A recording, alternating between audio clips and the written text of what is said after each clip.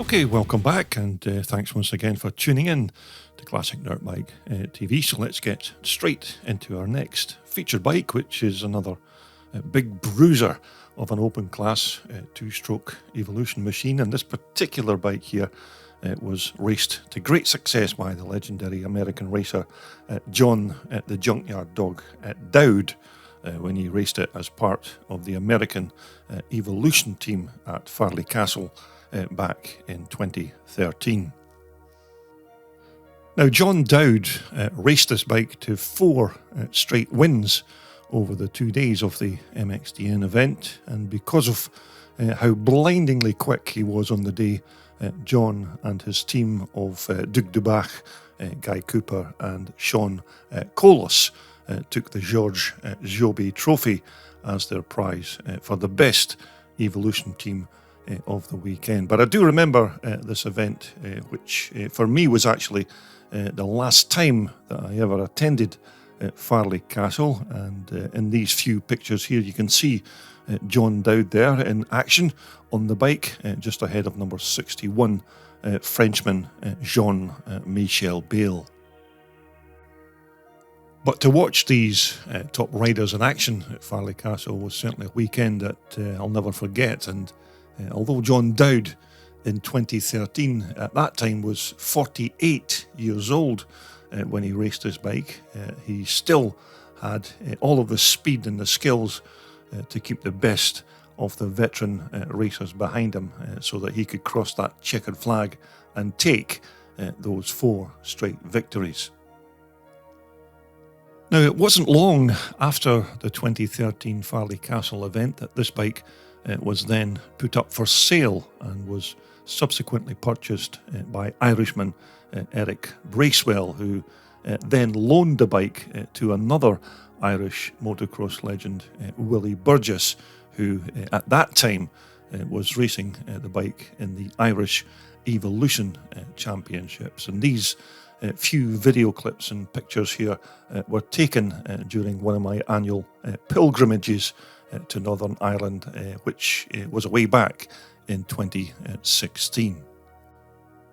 And so this particular KX500 was originally bought and then prepped for John Dowd by Doc Wobb Imports in Worcester in the UK. And this bike originally was a UK spec machine that was completely stripped back to its bare bones and then fully rebuilt and set up as more or less a brand new KX500 when John Dowd took delivery. And naturally, back then, the bike was in a much nicer condition than you see here, because these pictures and video clips were taken 3 years after Farleigh Castle. So it's had quite a bit of racing since the Junkyard Dog threw his leg over this bike. But Doc Wobb's website is definitely worth a look if you're maybe needing a bike restored or any other mechanical work done on your old motocrosser, because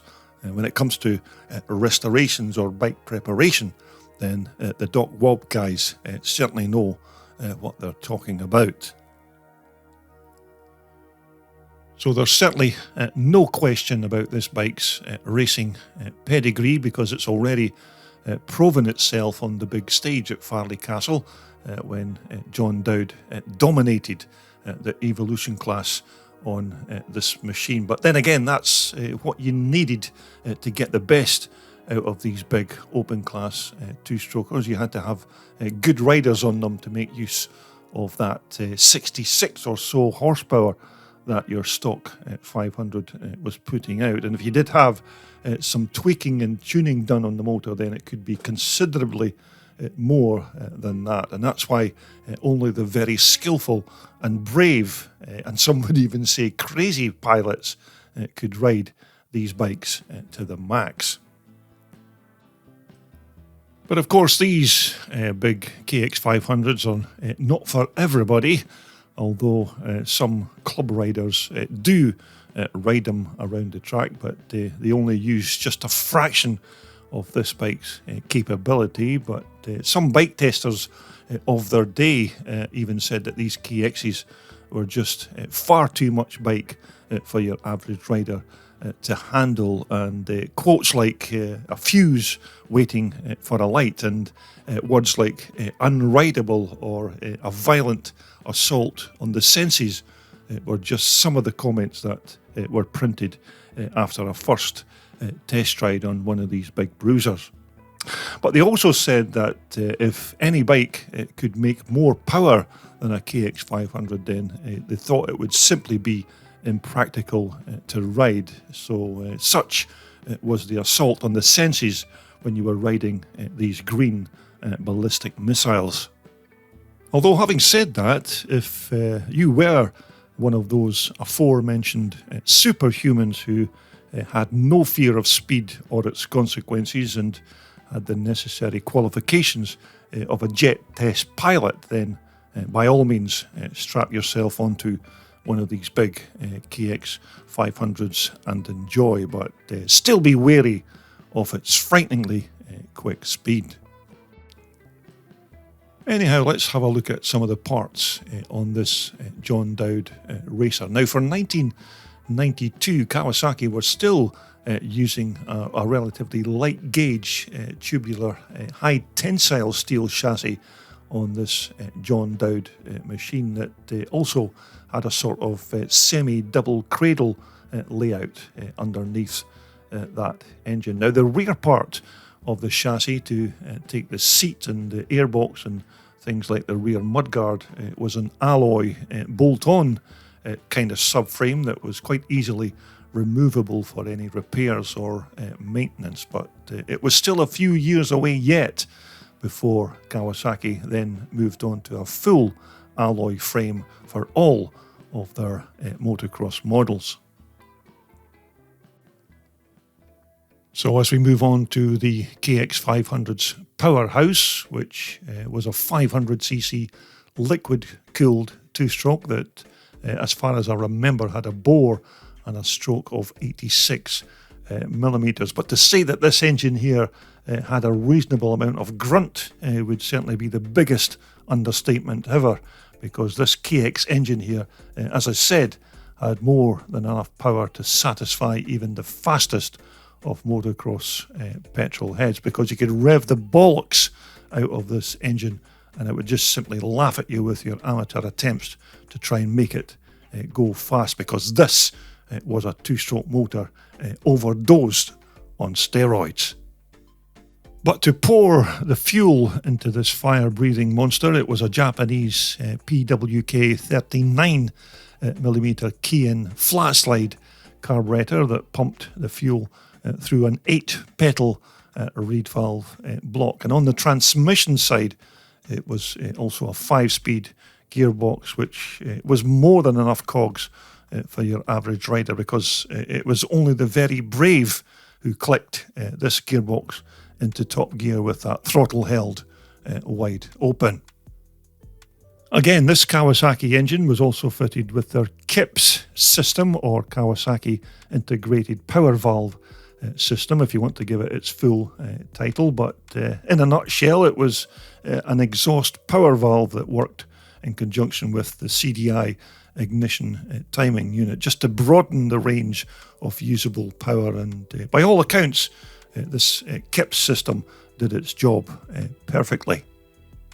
And here on the clutch side, it was a substantial collection of various steel and friction plates inside this casing, all oil cooled, of course, but this clutch certainly had to be strong to handle all that horsepower that was coming through the KX500 engine.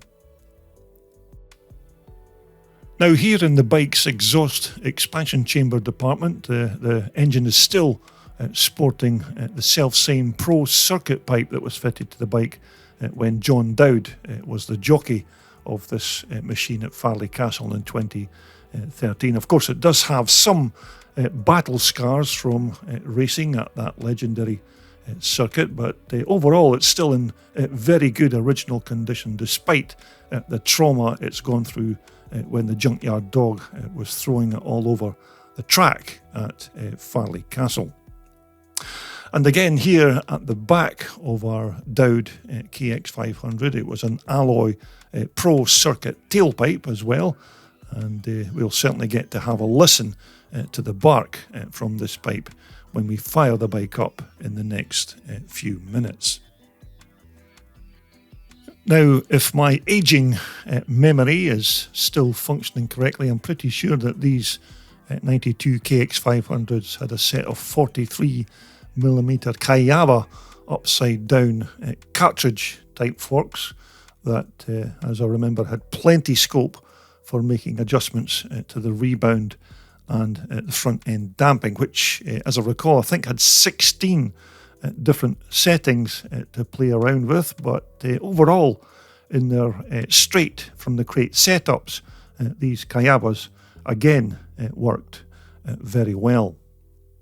But the front brake on our KX was a Nissan twin pot caliper, which was one of the floating type of variety, and here at the back brake this time was a single piston Nissan caliper, which of course didn't have the stopping power of that twin piston front brake, but nevertheless it was still powerful enough to lock up this rear wheel whenever it was required.